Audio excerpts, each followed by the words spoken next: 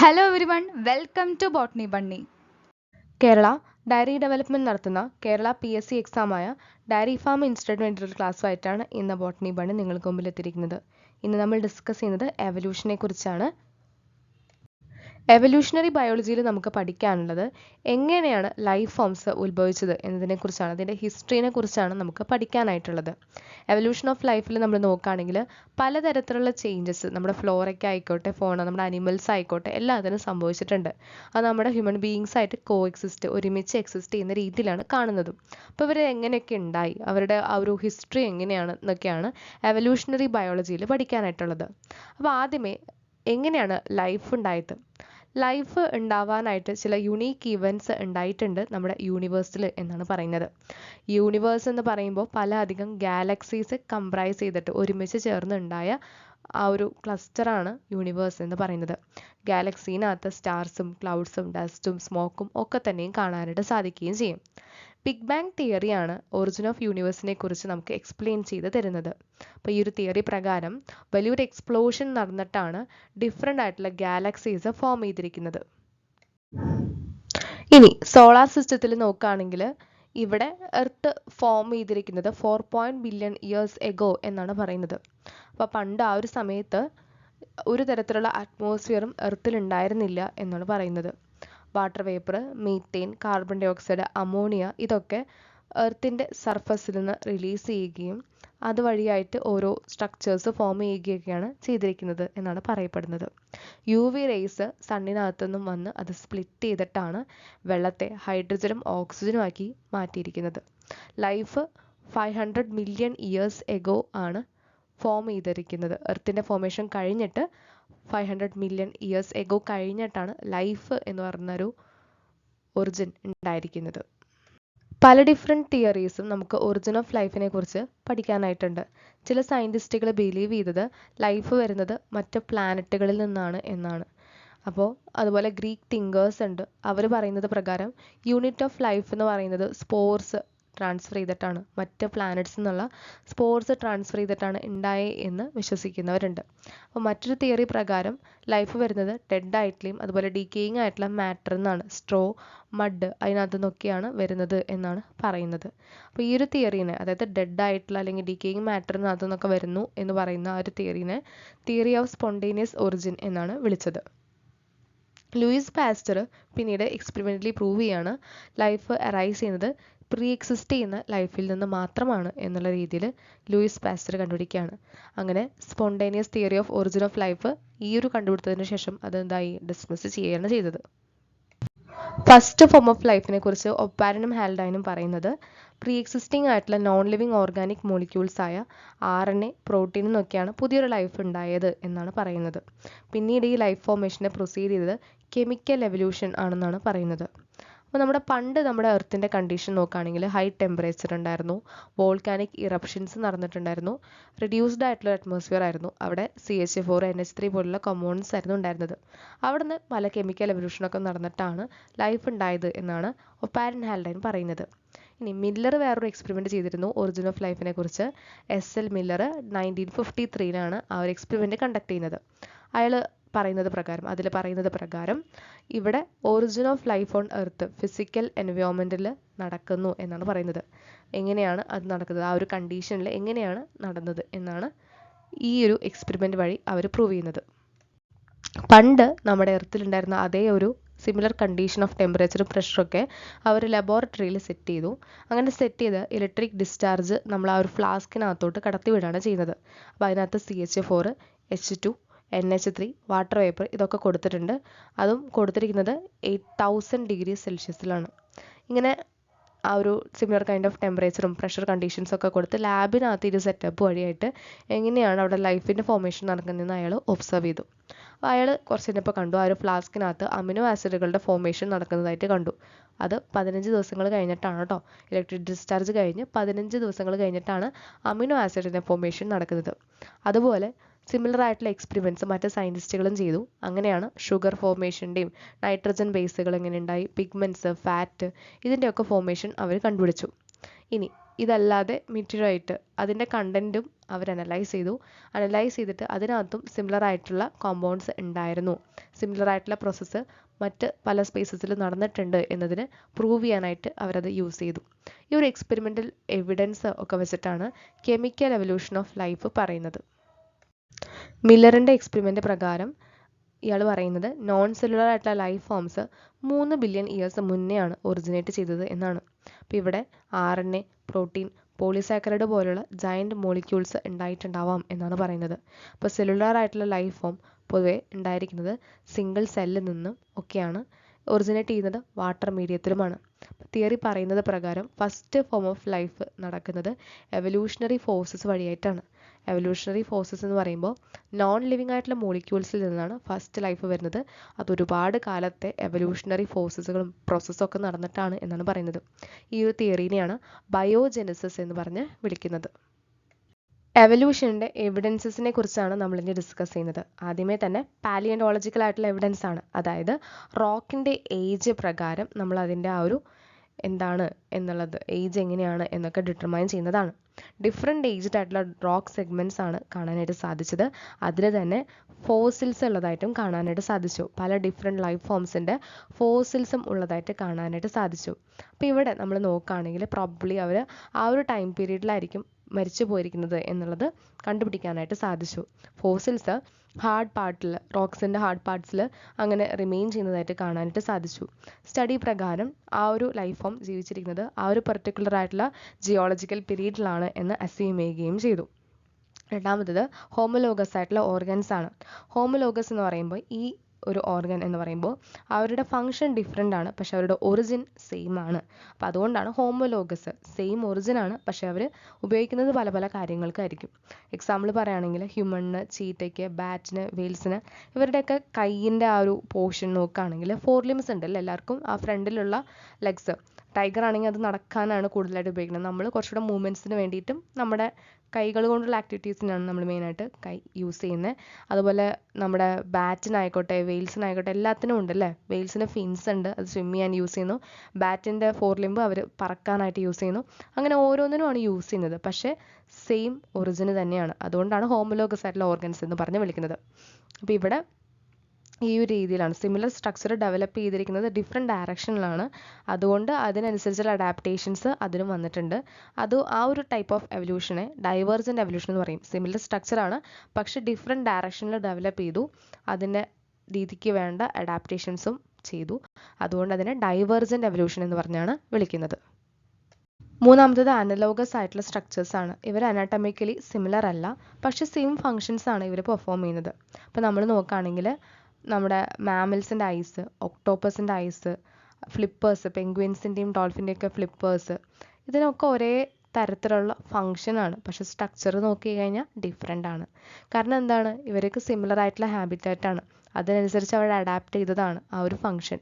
അപ്പം അതുകൊണ്ട് അവരുടെ സ്ട്രക്ചർ കാണുമ്പോൾ സിമിലർ അല്ലെങ്കിലും ഫങ്ഷൻസ് സിമിലർ ആണ്.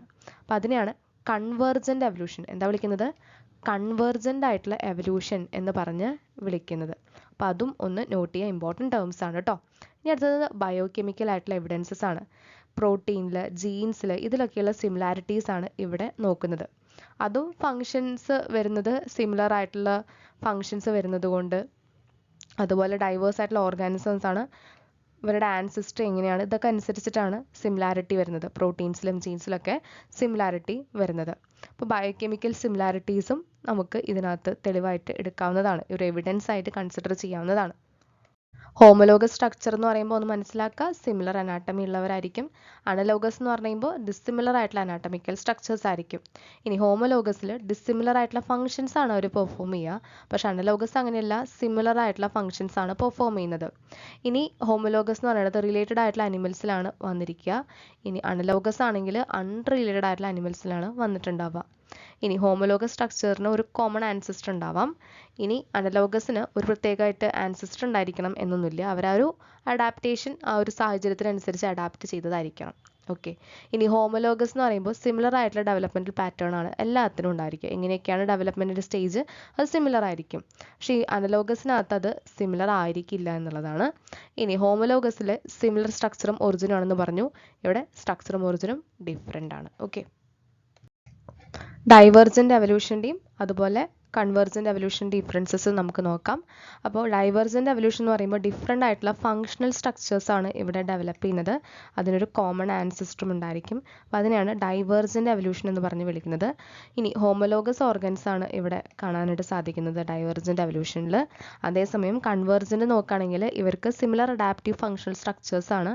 പക്ഷേ എന്താണ്, ആൻസിസ്റ്റർ ഒന്നും കോമൺ അല്ല, അൺറിലേറ്റഡ് ആയിട്ടുള്ള ഗ്രൂപ്പാണ് നമ്മുടെ കൺവേർജൻ്റ് എവല്യൂഷനിൽ വരുന്നത്. ഇനി അനലോഗസ് ആയിട്ടുള്ള ഓർഗൻസ് ആണ് നമുക്കിവിടെ കാണാനായിട്ട് സാധിക്കുന്നത്. ഇപ്പോൾ ഡൈവേർജൻ്റ് ആയിട്ടുള്ള എവല്യൂഷനിൽ നോക്കുകയാണെങ്കിൽ Darwin finches, locomotion in mammals ഒക്കെ അതിന് എക്സാമ്പിളാണ്. ഇനി കൺവേർജൻ്റ് എവല്യൂഷൻ എക്സാമ്പിൾ വരുന്നത് ഓസ്ട്രേലിയൻ മാർസുപ്പിയൽസ്, പ്ലാസെൻ്റൽ മാമൽസ്, അതുപോലെ അക്വാട്ടിക് ആയിട്ടുള്ള വെർട്ടിബ്രേറ്റ് വിങ്സ്, ഇൻസെക്റ്റിൻ്റെയും ബേർഡിൻ്റെയും ഒക്കെ വിങ്സ് ഒക്കെ കൺവേർജൻ്റ് എവല്യൂഷനിൽ വരുന്നതാണ്. എവല്യൂഷൻ ബൈ നാച്ചുറൽ സെലക്ഷൻ അതിൽ വരുന്നതാണ് ഇൻഡസ്ട്രിയൽ മെലാനിസം. അപ്പോൾ ഇതൊരു കേസാണ്, നാച്ചുറൽ സെലക്ഷൻ്റെ തന്നെ ഒരു കേസാണ്. അപ്പോൾ അതിനെക്കുറിച്ചാണ് നമ്മൾ ഡിസ്കസ് ചെയ്യുന്നത്. 1850s ഇംഗ്ലണ്ടിലാണ് നടക്കുന്നത്. പെപ്പേർഡ് മോത്ത് ഇൻഡസ്ട്രിയലൈസേഷന് മുന്നേ എങ്ങനെയായിരുന്നു, പിന്നീട് എങ്ങനെയാണ് സംഭവിച്ചത് എന്നതിനെക്കുറിച്ചാണ് നമ്മൾ ഡിസ്കസ് ചെയ്യുന്നത്. 2 കളറിലാണ് ഈ ഒരു പെപ്പേർഡ് മോത്തിനെ കാണാനായിട്ട് സാധിച്ചിട്ടുള്ളത്. അപ്പോൾ ഇൻഡസ്ട്രിയലൈസേഷൻ വരുന്നതിന് മുന്നേ നമ്മൾ നോക്കുകയാണെങ്കിൽ ഈ ഗ്രേ കളേർഡ് മോത്തായിരുന്നു കൂടുതലായിട്ട് കാണാൻ സാധിച്ചത്. ഡാർക്ക് കളേർഡ് ആയിട്ടുള്ളത് കുറവായിരുന്നു ഉണ്ടായിരുന്നത്. കാരണം ഗ്രേ കളേർഡിനെ പൊതുവേ ട്രീ ടങ്കിലൊക്കെ ആയിട്ട് അവരതങ്ങനെ ഇരുന്ന് പോകുന്നതുകൊണ്ട് അവർ എനിമീസ് കണ്ടുപിടിച്ചിട്ടില്ല. അതുകൊണ്ട് ഈ ഡാർക്ക് ആയിട്ടുള്ളതൊക്കെ എനിമീസ് തിന്നുകയും അതുകൊണ്ട് തന്നെ ഗ്രേ കളേർഡ് കൂടുതലായിട്ട് വരികയും ഡാർക്ക് കളേർഡ് ആയിട്ടുള്ള അല്ലെങ്കിൽ ബ്ലാക്ക് കളേർഡ് ആയിട്ടുള്ള മോത്തൊക്കെ ഇല്ലാതാവുകയും ചെയ്തു. പിന്നീട് കുറച്ച് കഴിഞ്ഞപ്പോൾ ഇൻഡസ്ട്രീസ് ഒക്കെ ഡെവലപ്പ് ചെയ്തു. ഇൻഡസ്ട്രീസ് ഒക്കെ ഡെവലപ്പ് ചെയ്ത് കഴിഞ്ഞിട്ട് നമ്മൾ നോക്കുമ്പോൾ ഈ ലൈക്കൻസ് ഒന്നും ഇല്ലാണ്ടായി. ട്രീ ട്രങ്ക് ഒക്കെ ഭയങ്കര ഡാർക്കായിപ്പോയി. ലൈക്കൻസ് നിങ്ങൾക്കറിയാം എന്ന് വിചാരിക്കുന്നു, പൊല്യൂഷൻ ഇൻഡിക്കേറ്റർ ആണ്. അപ്പോൾ അതുകൊണ്ട് തന്നെ ഈ ഇൻഡസ്ട്രിയലൈസേഷൻ വന്നതോടുകൂടി ലൈക്കൻസ് ഒക്കെ ഇല്ലാതാവുകയും ട്രീയുടെ ട്രങ്ക് ഒക്കെ ബ്ലാക്ക് ആയി പോവുകയും ചെയ്തു. അപ്പോൾ എന്ത് സംഭവിച്ചു, ഇത് തിരിച്ചായി. അതായത് ഡാർക്ക് കളറിലുള്ള മോത്തുകൾ ആ ഒരു ട്രീ ട്രങ്കിൽ കാണാതാവുകയും ഗ്രേ കളേർഡ് ആയിരുന്ന ലൈറ്റ് ഷെയ്ഡ് വന്നിട്ടുള്ള ഈ മോത്തൊക്കെ പ്രിഡേറ്റേഴ്സ് അതായത് എനിമീസ് വന്ന് തിന്നുകയും ചെയ്തു. അങ്ങനെ പതുക്കെ എന്ത് സംഭവിച്ചു, ഡാർക്കായിട്ടുള്ള മോത്തിനെ ഫേവർ ചെയ്ത പോലെയായി ആ ഒരു കാര്യങ്ങൾ. കാരണം ആ ഒരു ക്ലൈമറ്റിൽ അല്ലെങ്കിൽ ആ ഒരു ടൈപ്പ് ഓഫ് അറ്റ്മോസ്ഫിയറിൽ ഡാർക്ക് കളറിനെ കൂടുതലായിട്ട് പ്രൊമോട്ട് ചെയ്യാനായിട്ട് തുടങ്ങി. അപ്പോൾ ഇത് എന്താണ്, നേച്ചറിൻ്റെ സെലക്ഷനാണ് അല്ലേ. അപ്പോൾ ആ ഒരു സിറ്റുവേഷൻ അനുസരിച്ച് സെലക്ട് ചെയ്യപ്പെടുകയാണ് ചെയ്യുന്നത്. ഇവിടെ സ്പീഷീസ് എങ്ങനെയാണോ അവരുടെ ആ ഒരു കളർ അല്ലെങ്കിൽ അവരുടെ ഒരു ഫീച്ചറൊക്കെ സെലക്ട് ചെയ്യപ്പെടുന്നത് ആ ഒരു സിറ്റുവേഷൻ എങ്ങനെയാണോ അതനുസരിച്ചിട്ടാണ്. അപ്പോൾ ഇത് തന്നെയാണ് ഓരോന്നിലും സംഭവിക്കുന്നത്. അതിൻ്റെ ഒരു എക്സാമ്പിളാണ് ഇൻഡസ്ട്രിയൽ മെലാനിസം. അപ്പോൾ ഇവിടെ ആദ്യത്തെ കേസിൽ ഗ്രേ കളേർഡ് മോത്തിനെ പ്രിഡേറ്റേഴ്സ് കണ്ടുപിടിച്ചിട്ടുണ്ടായിരുന്നില്ല, ബേർഡ്സ് ഒന്നും കണ്ടുപിടിച്ചിട്ടുണ്ടായിരുന്നില്ല. ഡാർക്ക് കളറായിരുന്നു ആദ്യം എടുത്തുകൊണ്ടിരുന്നത്, അവർ കഴിച്ചുകൊണ്ടിരുന്നത്. പിന്നീട് ഇൻഡസ്ട്രീസ് ഒക്കെ വന്നപ്പോൾ പതുക്കെ എന്ത് സംഭവിച്ചു, ഈ ഒരു കണ്ടീഷൻ റിവേഴ്സ് ആയി അല്ലേ. ഡാർക്ക് കളേർഡ് ആയിട്ടുള്ളതിനെ കാണാൻ പറ്റാതാവുകയും ഗ്രേ കളേർഡ് ആയിട്ടുള്ളതിനെ കാണാൻ പറ്റുകയും അതിനെ കൂടുതലായിട്ട് പ്രിഡേറ്റ് ചെയ്യാനും തുടങ്ങി. അപ്പോൾ ഈ ഒരു സിറ്റുവേഷനാണ് എല്ലാത്തിലും നടക്കുന്നത്. ആ ഒരു കണ്ടീഷനോട് ഫേവറബിൾ ആയിട്ടുള്ള ചേഞ്ചസ് ഉള്ളവരെ അഡാപ്റ്റ് ചെയ്യുകയും അതിനെ ഫെർദറായിട്ട് വളർത്തുകയും അല്ല ആ ഒരു സിറ്റുവേഷനായിട്ട് മാച്ച് ആവാത്ത, ആ ഒരു സിറ്റുവേഷൻ അഡാപ്റ്റ് ആവാത്ത ആൾക്കാരുണ്ടെങ്കിൽ അവർ നശിച്ചു പോവുകയും ചെയ്യുകയാണ് ചെയ്തുകൊണ്ടിരിക്കുന്നത്. അടുത്ത എവല്യൂഷൻ ബൈ ആന്ത്രോപോജനിക് ആക്ഷൻ ആണ്. Resistance of mosquito to pesticides ആണ് നമ്മൾ ഡിസ്കസ് ചെയ്യുന്നത്. DDT നമ്മൾ മോസ്കിറ്റോനെ കൺട്രോൾ ചെയ്യാൻ വേണ്ടിയിട്ടാണ് കൊണ്ടുവന്നിട്ടുണ്ടായിരുന്നത്. മോസ്റ്റ് ഓഫ് ദ മോസ്കിറ്റോസും ഈ പറയുന്ന DDTയോട് സെൻസിറ്റീവ് ആയിരുന്നു. അതുകൊണ്ട് തന്നെ DDT ഉപയോഗിച്ച് കഴിഞ്ഞാൽ അവരൊക്കെ മരിച്ചു പോവുകയും ചെയ്യുമായിരുന്നു. ഇനി ഈ ഒരു പോപ്പുലേഷൻ ഓഫ് മോസ്കിറ്റോനെ കൺട്രോൾ ചെയ്യാൻ DDT യൂസ് ചെയ്യാം. ചിലത് എന്ത് ചെയ്തു, ചില മോസ്കിറ്റോസ് ഈ ഒരു DDTയോട് തന്നെ റെസിസ്റ്റൻ്റ് ആവാനായിട്ട് തുടങ്ങി. എന്നിട്ട് അവർ സർവൈവ് ചെയ്തു. അങ്ങനെ സർവൈവ് ചെയ്തത് കൊണ്ട് തന്നെ അതിൻ്റെ പുതിയ ജനറേഷൻസ് ഉണ്ടായി. അങ്ങനെ ജനറേഷൻസ് ഉണ്ടാവുകയാണ്. പൊതുവെ ആ ഒരു പോപ്പുലേഷൻ എന്തായിപ്പോയി, DDTയോട് റെസിസ്റ്റൻ്റ് ആവാനായിട്ട് തുടങ്ങി. അങ്ങനെ ആ ഒരു കൈൻഡ് ഓഫ് ആക്ഷൻ ബാക്ടീരിയാസിലൊക്കെ കണ്ടുവന്നിട്ടുണ്ട്. അതായത് ഒരു ഡ്രഗ് നമ്മൾ അതിനെ കൊല്ലാൻ വേണ്ടി യൂസ് ചെയ്തു, അതിൽ ചിലത് അതിനോട് എന്താ പറയുക റെസിസ്റ്റ് ചെയ്ത് അതിന് സർവൈവ് ചെയ്യുന്ന രീതിയിൽ ഡെവലപ്പ് ചെയ്തു. അവർ പിന്നെയും സർവൈവ് ചെയ്യാനും ആ ഒരു മെഡിസിൻ കൊടുത്തതിനെ പിന്നെ റിയാക്റ്റ് ആവാതെ ഇരിക്കുന്ന അവസ്ഥയിലൊക്കെ എത്തുന്നുണ്ട്. അടുത്തത് അഡാപ്റ്റീവ് റേഡിയേഷൻ ആണ്. ഇതൊരു എവല്യൂഷൻ്റെ പ്രോസസ്സാണ്. ഡിഫറെൻ്റ് ആയിട്ടുള്ള സ്പീഷീസ് ഒരു ഗിവൺ ജിയോഗ്രഫിക്കൽ ഏരിയാസിൽ എങ്ങനെയാണ് ഡെവലപ്പ് ചെയ്യുന്നത്, അതിനനുസരിച്ച് അഡാപ്റ്റ് ചെയ്യുന്നത് എങ്ങനെയാണ്, ആ ഒരു പോയിന്റിൽ ഇപ്പോൾ ഒരേ കൈൻഡ് ഓഫ് സ്പീഷീസ് ആയിരിക്കും, പക്ഷെ അവരുടെ ആ ഒരു ഹാബിറ്റാറ്റ് ഡിഫറെൻ്റ് ആവുന്നു. അവർ ജീവിക്കേണ്ടി വരുന്ന കാലാവസ്ഥയും അവർ അനുഭവിക്കുന്ന ആ ഒരു കൈൻഡ് ഓഫ് സിറ്റുവേഷൻസും മാറുന്നത് കൊണ്ട് അവർ റേഡിയേറ്റഡ് ആവുന്നു. ആ ഒരു കൈൻഡ് ഓഫ് പോയിന്റിൽ നിന്ന് അവരുടെ ഫീച്ചേഴ്സിനെ അവർ മാറ്റപ്പെടുത്തുന്നു. അതാണ് അഡാപ്റ്റീവ് റേഡിയേഷനിൽ വരുന്നത്. ഡാർവിൻ്റെ ഫിഞ്ചസ് ആണ് ഇതിന് വരുന്ന ബെസ്റ്റ് എക്സാമ്പിൾ എന്ന് പറയുന്നത്. അതുപോലെ ഓസ്ട്രേലിയൻ മാർസുപ്പിയൽസും അഡാപ്റ്റീവ് റേഡിയേഷന് ഒരു എക്സാമ്പിളാണ്. അപ്പോൾ ഇവിടെ നമ്മൾ നോക്കുകയാണെങ്കിൽ ഡാർവിൻ്റെ ഫിഞ്ചസ് നോക്കുകയാണെങ്കിൽ ചില പക്ഷികൾ ഒരേ പക്ഷി തന്നെയാണ്, പക്ഷേ ഇവരുടെ കൊക്കിൻ്റെ ഡിഫറൻസ് ആണ് നമ്മൾ ഇവിടെ ഡിസ്കസ് ചെയ്യുന്നത്. ചില പക്ഷികൾക്ക് ലഭിച്ചിരുന്ന ഫുഡ് ഭയങ്കര വലുതായിരുന്നു. അപ്പോൾ അത് കൺസ്യൂം ചെയ്യാൻ തന്നെ അവർക്ക് വേണ്ടത് വലിയ ചുണ്ടുകളും കാര്യങ്ങളൊക്കെ ആയിരുന്നു. അപ്പോൾ അവരുടെ ചുണ്ടുകൾ കുറച്ച് വലുതായിരുന്നു. ചിലത് ഭയങ്കര ഷാർപ്പാണ്, അപ്പോൾ അവരുടെ ചുണ്ട് അതിനനുസരിച്ച് ഷാർപ്പായി. ചിലത് ഭയങ്കര സ്മോൾ ആയിട്ടുള്ളതിനെ കഴിക്കാൻ തുടങ്ങി. അങ്ങനെ പതുക്കെ പതുക്കെ എവല്യൂഷൻ പ്രകാരം അവരുടെ ആ ഒരു ബീക്കിൻ്റെ വലുപ്പമൊക്കെ അത്രയും ചെറുതായി. അങ്ങനെ ഓരോ കണ്ടീഷൻ അനുസരിച്ച് അവരുടെ ആ ഒരു ബീക്കിൻ്റെ വലുപ്പവും സ്ട്രക്ചറും ഷാർപ്പ്നെസ്സും ഒക്കെ ഡിഫറെൻ്റ് ആവുകയാണ് ചെയ്യുന്നത്. അപ്പോൾ അവരുടെ ആ ഒരു ക്ലൈമറ്റ് അല്ലെങ്കിൽ അവർ അനുഭവിക്കുന്ന ആ ഒരു കൈൻഡ് ഓഫ് സിറ്റുവേഷൻ അനുസരിച്ചിട്ട് അവരുടെ ആ ഒരു ഫീച്ചറിൽ തന്നെ മാറ്റപ്പെടുകയാണ് ചെയ്തത്. അപ്പോൾ എവല്യൂഷൻ ഇങ്ങനെ പാസ് ഓൺ ചെയ്യുമ്പോൾ, ജനറേഷൻസ് ഇങ്ങനെ പാസ് ഓൺ ചെയ്യുമ്പോൾ ആ ഒരു ഫീച്ചർ തന്നെ അവരുടെ കുട്ടികൾക്കും പകർന്ന് മൊത്തത്തിൽ ആ ഒരു സ്പീഷീസിൻ്റെ എന്താ പറയുക, ആ ഒരു ബീക്കിന് തന്നെ മാറ്റങ്ങൾ സംഭവിക്കുകയാണ് ചെയ്യുന്നത്. ഇനി അഡാപ്റ്റീവ് റേഡിയേഷൻ്റെയും കൺവേർജൻ്റ് എവല്യൂഷൻ്റെയും ഒരു എക്സാമ്പിൾ ആയിട്ട് പറയുകയാണെങ്കിൽ പ്ലാസൻ്റൽ മാമൽസ്, ഓസ്ട്രേലിയൻ മാർസുപ്പിയൽസ് ഒക്കെ ഇതിനൊരു എക്സാമ്പിളാണ്. നെക്സ്റ്റ് ബയോളജിക്കൽ എവല്യൂഷൻ ആണ്. ബയോളജിക്കൽ എവല്യൂഷൻ നമ്മൾ നോക്കുകയാണെങ്കിൽ ഇവിടെ നേച്ചർ സെലക്ട് ചെയ്യുന്നത് ഫിറ്റസ്റ്റ് ആയിട്ടുള്ള അല്ലെങ്കിൽ ആ ഒരു ഫിറ്റ്നസ് ക്യാരക്ടേഴ്സ് ഇൻഹെറിറ്റ് ചെയ്ത ആ ഒരു ജനറേഷനെയാണ്. ഒരു എക്സാമ്പിൾ പറയുകയാണെന്നുണ്ടെങ്കിൽ നമ്മളിപ്പോൾ ഒരു കോമ്പറ്റേറ്റീവ് എക്സാമിനാണല്ലേ പഠിച്ചുകൊണ്ടിരിക്കുന്നത്. അപ്പോൾ ഈ ഒരു കോമ്പറ്റേറ്റീവ് എക്സാമിന് പഠിക്കുമ്പോൾ ആ ഒരു സ്റ്റാൻഡേർഡ് കീപ്പ് ചെയ്യുന്നവർ, അതിനനുസരിച്ച് പ്രയത്നിച്ചിട്ടുള്ളവർ, അതിനനുസരിച്ച് റിവൈസ് ചെയ്തിട്ടുള്ളവർ, അതിനനുസരിച്ച് വർക്ക് ചെയ്തിട്ടുള്ളവരെയാണ് അതിൽ സെലക്ട് ആവുന്നത് അല്ലേ. ഒരുപാട് കോമ്പറ്റേറ്റേഴ്സ് ഉണ്ട്, ഒരുപാട് അധികം ആൾക്കാർ എഴുതുന്ന എക്സാംസ് ഒക്കെയാണ് നമ്മൾ എഴുതിക്കൊണ്ടിരിക്കുന്നത്. അപ്പോൾ എങ്കിലും കൂടെ അതിൽ ഏറ്റവും ബെസ്റ്റായിട്ട് പെർഫോം ചെയ്യുന്നവർ, ഏറ്റവും ബെസ്റ്റായിട്ട് റിവൈസ് ചെയ്തവർ, ഏറ്റവും ബെസ്റ്റായിട്ട് ക്വസ്റ്റ്യൻസ് മനസ്സിലാക്കുന്നവർ, അറ്റൻഡ് ചെയ്യുന്നവർ, ഇവരെയാണ് ആ ഒരു എക്സാമിന് സെലക്ട് ചെയ്യപ്പെടുന്നത്. അതേ സെയിം പ്രോസസ്സാണ് ഇവിടെയും നടക്കുന്നത്. നേച്ചർ സെലക്ട് ചെയ്യുന്നത് ആ ഒരു അറ്റ്മോസ്ഫിയർ അല്ലെങ്കിൽ ആ ഒരു ചുറ്റുപാടുകൾക്കനുസരിച്ച് ഏറ്റവും ബെസ്റ്റായിട്ട് പെർഫോം ചെയ്യുന്നവർ, അതിനനുസരിച്ച് അഡാപ്റ്റേഷൻസ്, അതിനനുസരിച്ച് സ്ട്രഗിൾ എടുക്കുന്നവർ. ഇപ്പോൾ ചിലപ്പോൾ ഇപ്പോൾ ഈ അനിമൽസിലൊക്കെ നമ്മൾ നോക്കുകയാണെങ്കിൽ അവരുടെ ഫീച്ചേഴ്സ് തന്നെ അങ്ങ് മാറ്റും. ഇപ്പോൾ അതിനനുസരിച്ച് നമ്മൾ പറഞ്ഞു, നേരത്തെ കൊക്കിൻ്റെ കാര്യം പറഞ്ഞല്ലേ, ബീക്കിൻ്റെ കാര്യം പറഞ്ഞു. അതേപോലെ ഈ ഒരു സാഹചര്യത്തിൽ പിടിച്ചു നിൽക്കണം എന്നുണ്ടെങ്കിൽ ഇങ്ങനെ ജീവിച്ചാൽ പോരാ അല്ലെങ്കിൽ ഇങ്ങനെ നിന്നാൽ പോരാ എന്ന് മനസ്സിലാക്കിയിട്ട് അവരതനുസരിച്ചിട്ട് എന്ത് ചെയ്യും, അഡാപ്റ്റേഷൻസ് കൊണ്ടുവരും. അപ്പോൾ അതിനെയാണ് ഇവിടെ ബയോളജിക്കൽ എവല്യൂഷൻ എന്നതുകൊണ്ട് ഉദ്ദേശിക്കുന്നതും. സെയിം ആയിട്ടുള്ള ഒരു പ്രോസസ്സ് തന്നെയാണ്. അതായത് ആ ഒരു സിറ്റുവേഷൻസിനനുസരിച്ച് ഏറ്റവും ബെസ്റ്റായിട്ട് പെർഫോം ചെയ്യുക, അതനുസരിച്ച് അഡാപ്റ്റ് ചെയ്യുകയും അതനുസരിച്ച് മോഡിഫിക്കേഷൻസ് കൊണ്ടുവരുന്നതിനെയാണ് ബയോളജിക്കലി എവല്യൂഷനിലേക്ക് എടുത്തിട്ട് പോകുന്നത്. ഫെർദർ ആയിട്ടുള്ള ജനറേഷൻസ് പ്രൊഡ്യൂസ് ചെയ്യാനും അതുപോലെ ഇനി ആ ഒരു നേച്ചറിൽ സെലക്റ്റഡ് ആവുന്നത് ഏറ്റവും ഫിറ്റസ്റ്റ് ആയിട്ടുള്ളതാണ്, survival of the fittest. Okay, Lamarck പറഞ്ഞത് പ്രകാരം എവല്യൂഷൻ ഓഫ് ലൈഫ് നടക്കുന്നത് യൂസ് ആൻഡ് ഡിസ്യൂസസ് ഓഫ് ഓർഗൻസ് വെച്ചിട്ടാണ്. അപ്പോൾ അതെങ്ങനെയാണെന്ന് നോക്കാം. ഇപ്പോൾ ഒരു എക്സാമ്പിൾ പറയുന്നത് ഇവിടെ ജിറാഫിൻ്റെ നെക്ക് ഇവോൾവ് ചെയ്തിരിക്കുന്നത് ഷോർട്ടായിട്ടുള്ള ട്രീസ് ഇല്ലാതാവുകയാണ്. അപ്പോൾ ആ ഒരു കണ്ടീഷനിൽ ടോളായിട്ടുള്ള ട്രീസ് മാത്രമായിരുന്നു ഉണ്ടായിരുന്നത്. അപ്പോൾ ഇവരുടെ നെക്ക് എന്ത് ചെയ്തു, അവർ സ്ട്രെച്ച് ഔട്ട് ചെയ്യേണ്ടി വന്നു. സ്ട്രെച്ച് ചെയ്ത് വലിയ മരത്തിൽ നിന്ന് പഴവും കായങ്ങളൊക്കെ തിന്നേണ്ടി വന്നു. അപ്പോൾ ആ ഒരു സിറ്റുവേഷനിൽ അങ്ങനെ അഡാപ്റ്റ് ചെയ്തിട്ടാണ് ആ ഒരു ക്യാരക്ടർ പതുക്കെ അവരുടെ ഫ്യൂച്ചർ ജനറേഷനിലേക്ക് പാസ് ഓൺ ചെയ്തു. അങ്ങനെയാണ് ജിറാഫിൻ്റെ കഴുത്തറിയും നീണ്ടത് എന്നാണ് ലാമാർക്ക് പറയുന്നത്. അപ്പോൾ ഇതൊരു എവല്യൂഷൻ്റെ ഒബ്സർവേഷൻ വെച്ചിട്ടാണ് ഇവർ പറയുന്നത്. ഓക്കെ, ഇനി ഡാർവിൻ്റെ തിയറി നമ്മൾ നോക്കുകയാണെങ്കിൽ, ഡാർവിൻ്റെ തിയറി ഓഫ് നാച്ചുറൽ സെലക്ഷൻ നമ്മൾ നോക്കുകയാണെങ്കിൽ ലിമിറ്റഡ് ആയിട്ടുള്ള റിസോഴ്സസ് ഉണ്ടായിരുന്ന ഒരു സിറ്റുവേഷൻ, അതായത് അത്ര നമുക്ക് വേണ്ട രീതിയിലുള്ള റിസോഴ്സസ് ഇല്ല. അപ്പോൾ അതിനനുസരിച്ച് ആ ഒരു റിസോഴ്സിൽ അവർ അഡാപ്റ്റ് ആവണം. അവർക്ക് കഴിക്കാനുള്ള ഫുഡുകൾ കുറവായിരുന്നു. അപ്പോൾ അങ്ങനെ ഒരു സിറ്റുവേഷനിൽ ആ ഒരു ഫുഡ് കഴിക്കാൻ പറ്റുന്നവരെ ആ ഒരു സാഹചര്യത്തിൽ എന്ത് ചെയ്യാൻ പറ്റുള്ളൂ, ജീവിക്കാനായിട്ട് പറ്റുള്ളൂ, സർവൈവ് ചെയ്യാനായിട്ട് സാധിക്കുള്ളൂ. ഇനി ഓവർ പോപ്പുലേഷൻ കാരണം ഒരുപാടധികം പോപ്പുലേഷൻ ഉണ്ട്. അപ്പോൾ അതുകൊണ്ട് തന്നെ ഏറ്റവും ബെസ്റ്റ് ആയിട്ടുള്ളവർ സർവൈവ് ചെയ്യാനും പിടിച്ചു നിൽക്കാൻ പറ്റാത്തവർ അല്ലെങ്കിൽ ഫൈറ്റ് ചെയ്ത് പിടിച്ചു നിൽക്കാൻ പറ്റാത്തവരാവാം, കഴിക്കാനായിട്ട് എഫേർട്ട് ഇടാൻ പറ്റാത്ത മടിയന്മാരാവാം, ഇങ്ങനെ എന്തെങ്കിലും ആവാം. അപ്പോൾ ആ ഒരു കണ്ടീഷനിൽ അവരൊക്കെ ഇല്ലാതാവുകയും ഫിറ്റസ്റ്റ് ആയിട്ടുള്ളവർ സർവൈവ് ചെയ്യുകയും ചെയ്തു. ഒന്ന് വേണമെങ്കിൽ നമുക്ക് ടോളറേറ്റ് ചെയ്യാം, അതായത് ആ ഒരു സിറ്റുവേഷനെ നമുക്ക് ടോളറേറ്റ് ചെയ്തുകൊണ്ട് ജീവിക്കാം, ഇല്ലെങ്കിൽ അതിനായിട്ട് ഫൈറ്റ് ചെയ്തുകൊണ്ട് ജീവിക്കാം. ഈ രണ്ട് രീതിയിൽ സർവൈവ് ചെയ്യുന്നവരുണ്ട്. ഇല്ല സർവൈവ് ചെയ്യാനും ഫൈറ്റ് ചെയ്യാനും പറ്റില്ല, ടോളറേറ്റ് ചെയ്യാനും പറ്റാത്തവരെന്തായി ഇല്ലാതാവുകയാണ് ചെയ്യുന്നത്. റിസോഴ്സസിന് കോമ്പറ്റീഷൻ ഉണ്ടാവുന്നത് കൊണ്ട്. അപ്പോൾ ഇപ്പോൾ ഒരു ലയണും ഉണ്ട്, ഒരു പുലിയും ഉണ്ട്. അപ്പോൾ രണ്ടുപേർക്കും മാനിനെ തന്നെ വേണം.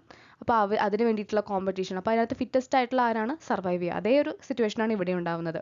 അവരുടെ എക്സിസ്റ്റൻസിന് വേണ്ടിയിട്ടുള്ള സ്ട്രഗിൾ, ഫിറ്റസ്റ്റ് ആയിട്ടുള്ള ആൾക്കാരുടെ സർവൈവൽ, ഇതൊക്കെയാണ് നാച്ചുറൽ സെലക്ഷൻ്റെ കേസിൽ ഡാർവിൻ്റെ ഒബ്സർവേഷൻസ്. ഇനി നമ്മൾ ഡീൽ ചെയ്യുന്നത് ഹാർഡി വെയിൻബെർഗ് പ്രിൻസിപ്പിളിനെ കുറിച്ചാണ്. ഈ ഒരു പ്രിൻസിപ്പിൾ പ്രകാരം നമ്മൾക്ക് ഒരു തന്നിരിക്കുന്ന പോപ്പുലേഷനിലെ ഒക്കറൻസ് എത്രമാത്രം അലീൽസ് അല്ലെങ്കിൽ ജീൻസ് ഉണ്ട്, അതിൻ്റെ ഫ്രീക്വൻസി എത്രയാണെന്ന് കണ്ടുപിടിക്കാൻ വേണ്ടിയിട്ടാണ് ഈ ഒരു പ്രിൻസിപ്പിൾ ഫോളോ ചെയ്യുന്നത്. അപ്പോൾ ഓൾജിബ്രിക് ഇക്വേഷൻ വെച്ചിട്ട് നമുക്കിത് ചെയ്യാവുന്നതാണ്.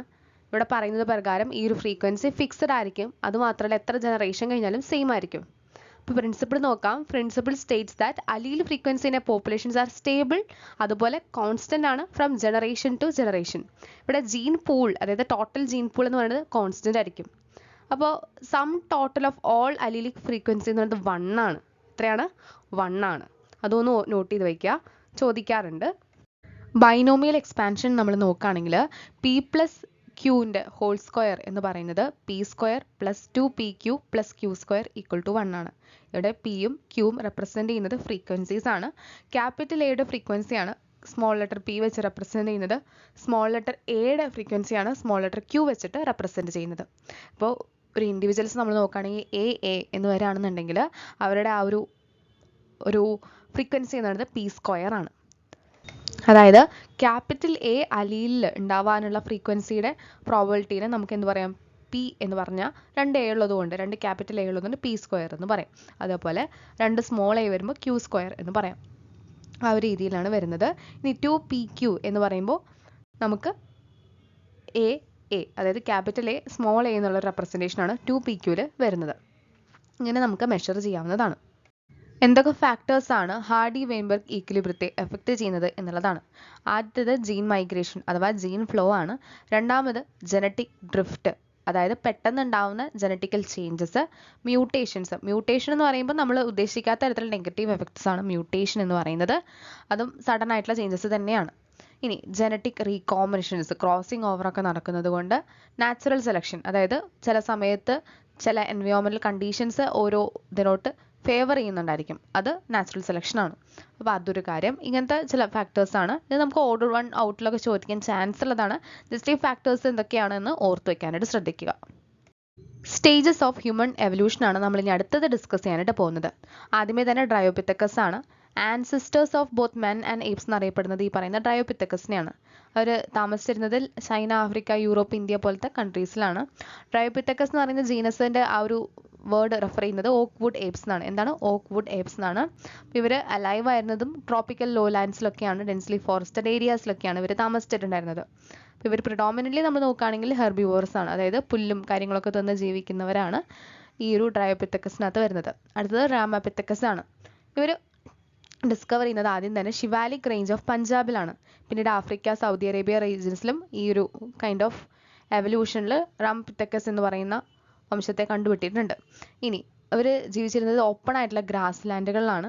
2 പീസ് ഓഫ് എവിഡൻസ് ആണ് അവരുടെ ആ ഒരു സ്റ്റാറ്റസ് നമുക്ക് മനുഷ്യനിലേക്ക് അത് ചായ്വ് വരുന്നത്. അതായത് തിക്കൻഡ് ആയിട്ടുള്ള ടൂത്ത് ഇനാമൽ, ജോസ്, ഷോർട്ട് ആയിട്ടുള്ള കനൈൻസ്, ഇത് അവരുടെ ഒരു ഫീച്ചർ നമുക്ക് മനുഷ്യനുമായിട്ട് റിലേറ്റ് ചെയ്യാനായിട്ട് സാധിക്കും. അതുപോലെ ഫുഡ് കഴിക്കാനായിട്ട് ഹാൻഡ്സ് യൂസ് ചെയ്തിരുന്നു അവർ. അതുപോലെ ഡിഫെൻസിന് വേണ്ടിയിട്ട്, പോസ്റ്ററിന് വേണ്ടിയിട്ടൊക്കെ അവർ യൂസ് ചെയ്തിരുന്നു എന്നുള്ളതാണ്. അടുത്ത ഓസ്ട്രാലോപിത്തക്കസ് ആണ്. ഈ ഒരു ജീനസ് ആദ്യം ഡിസ്കവർ ചെയ്യുന്നത് 1924 സൗത്ത് ആഫ്രിക്കയിലാണ്. ഇവർ ഗ്രൗണ്ടിൽ താമസിക്കുകയും അതുപോലെ സ്റ്റോൺസിനെ വെപ്പൺസ് ആയിട്ട് യൂസ് ചെയ്യുകയാണ് ചെയ്തിട്ടുള്ളത്. 4 ഫീറ്റ് ടോളും അതുപോലെ 60 to 80 pounds ഒക്കെയാണ് വെയിറ്റ് അവർക്ക് ഉണ്ടായിരുന്നത്. അടുത്ത ഹോമോ ഇറക്ടസ് ആണ്. First fossil of homo erectus കണ്ടുപിടിച്ചത് ജാവയിലാണ്. 1891 ഇത് കണ്ടുപിടിക്കുന്നത്. അപ്പോൾ ഇവരെ നമ്മൾ പിത്തിക്കാൻട്രോപ്പസ് ഇറക്ടസ് എന്ന് പറഞ്ഞിട്ടാണ് വിളിച്ചിരുന്നത്. ഈ ഒരു ഹോമോ ഇറക്ടസ് എന്ന് പറയുന്നതിന് മിസ്സിംഗ് ലിങ്ക് ആയിട്ട്, അതായത് മാനും ഏപ്സും തമ്മിൽ കണക്ട് ചെയ്യുന്നതിന് ഇടയിൽ വരുന്നതാണ് എന്നുള്ള രീതിയിലാണ് പറഞ്ഞു വരുന്നത്. അപ്പോൾ ഇതുപോലെ വേറൊരു ഡിസ്കവറി ചൈനയിൽ നടത്തിയത് പെക്കിംഗ് മാൻ എന്ന് പറഞ്ഞിട്ട് ചൈനയിൽ നടത്തിയിരുന്നു. ഈ ഒരു സ്പെസിമെനും നമ്മൾ നോക്കുകയാണെങ്കിൽ ലാർജ് ക്രേനിയൽ, നമ്മുടെ പല്ലിൻ്റെ ആ ഒരു ക്രേനിയൽ ഇതൊക്കെ ഉണ്ടായിരുന്നു. കമ്മ്യൂണിറ്റീസ് ആയിട്ടായിരുന്നു ഇവർ ജീവിച്ചിട്ടുണ്ടായിരുന്നത്. ടൂൾസ് ഒക്കെ അവർ ഉണ്ടാക്കിയിട്ടുണ്ടായിരുന്നു. ബോൺസും വുഡും ഒക്കെ യൂസ് ചെയ്ത് ടൂൾസ് ഉണ്ടാക്കിയിട്ടുണ്ടായിരുന്നു. ഹണ്ടിങ്ങിൻ്റെ എവിഡൻസ് ആണ് ഈ ടൂൾസ് സൂചിപ്പിക്കുന്നത്. അതുപോലെ ഫയർ യൂസ് ചെയ്തതിൻ്റെ എവിഡൻസ് കണ്ടുപിടിച്ചിട്ടുണ്ടായിരുന്നു. അതുപോലെ ഇവർ കേവ്സിനകത്ത് ആണ് വസിച്ചിരുന്നത്. Homo sapiens Neanderthals. Homo erectus Homo sapiens ആയി മാറി എന്നാണ് പറയുന്നത്. ഹോമോസാപ്പിയൻസിൽ തന്നെ രണ്ടെണ്ണം ഉണ്ട് കേട്ടോ. ഹോമോസാപ്പിയൻ നിയാൻഡർതാലും ഹോമോസാപ്പിയൻ സാപ്പിയൻസും. നിയാൻഡർതാലിൻ്റെ കപ്പാസിറ്റി, ക്രീനൽ കപ്പാസിറ്റി എന്ന് പറയുന്നത് 1200 മുതൽ 1600 വരെയാണ്. ഇവർക്ക് ചെറിയ ഒരു ഹാൻഡ് ആക്സസ് ആണ് ഉണ്ടായിരുന്നത്. അപ്പോൾ ഇവർ മാമോത്തിനെ വരെ ഹണ്ട് ചെയ്ത് ജീവിച്ചിരുന്ന സ്പീഷീസാണ് ഹോമോസാപ്പിയൻസ് നിയാൻഡർതാലിസ് എന്ന് പറയുന്നത്. അടുത്തത് ഹോമോസാപ്പിയൻ സാപ്പിയൻസ് ആണ്. ഈ ഒരു ഹോമോസാപ്പിയൻ സാപ്പിയൻസിനെ ആദ്യമായിട്ട് ഡിസ്കവർ ചെയ്യുന്നത് യൂറോപ്പിലൊക്കെയാണ്. അപ്പം അതിനെ ക്രോ മാഗ്നൻ എന്ന് പറഞ്ഞ് വിളിച്ചിട്ടുണ്ടായിരുന്നു. ഇവരുടെ ജോസ് ഒക്കെ റെഡ്യൂസ്ഡ് ആയിരുന്നു. മോഡേൺ മാൻ്റെ ചിഹ്ന പോലെയൊക്കെ തന്നെ ഒരു അപ്പിയറൻസും സ്കള്ള് കുറച്ച് റൗണ്ടഡ് ആയിട്ടൊക്കെയാണ് കാണാൻ സാധിച്ചത്. ക്രീനൽ കപ്പാസിറ്റി നോക്കുകയാണെങ്കിൽ 1350 ഒക്കെയാണ് വരുന്നത്. CC ക്രീനൽ കപ്പാസിറ്റി വരുന്നത്. ഇവർ ഗാതേർഡ് ഫുഡും ഹണ്ടിങ് വഴിയായിട്ട് തന്നെയാണ്, ഫുഡ് വേണ്ടിയിട്ട് അവർ ഹണ്ടിങ് തന്നെയാണ് ചെയ്തിരുന്നത്. ആർട്ട് ആദ്യമായിട്ട് അപ്പിയർ ചെയ്യുന്നത് ഹോമോസാപ്പിയൻ സാപ്പിയൻസിൻ്റെ ആ ഒരു കാലഘട്ടത്തിലാണ്. ഈ ഒരു ക്ലാസ് നിങ്ങൾക്ക് യൂസ്ഫുൾ ആയിട്ടുണ്ടെങ്കിൽ മറക്കാതെ വീഡിയോ ഒന്ന് ലൈക്ക് ചെയ്യാനും അതുപോലെ നിങ്ങളുടെ കൂട്ടുകാരിലേക്ക് ഷെയർ ചെയ്യാനായിട്ട് ശ്രദ്ധിക്കുക. നിങ്ങൾക്ക് എന്തെങ്കിലും സജഷൻസോ ഡൗട്ട്സോ ഉണ്ടെങ്കിൽ താഴെ കമൻറ്റ് ബോക്സിൽ കമൻറ്റ് ചെയ്യാനായിട്ട് ശ്രദ്ധിക്കുക. നിങ്ങളുടെ കമൻറ്റ്സ് കാണുന്ന ഒരു പോസിറ്റീവ് എനർജിയാണ്, കൂടുതൽ വീഡിയോസ് ചെയ്യാനുള്ള ഒരു മോട്ടിവേഷനാണ്. അപ്പോൾ അതുകൊണ്ട് മറക്കാതെ കമൻറ്റ് ചെയ്യാനായിട്ട് ശ്രദ്ധിക്കുക കേട്ടോ. അപ്പോൾ അടുത്തൊരു ക്ലാസ് ആയിട്ട് കാണുന്നവരെ it's Mirvani signing off. Thank U.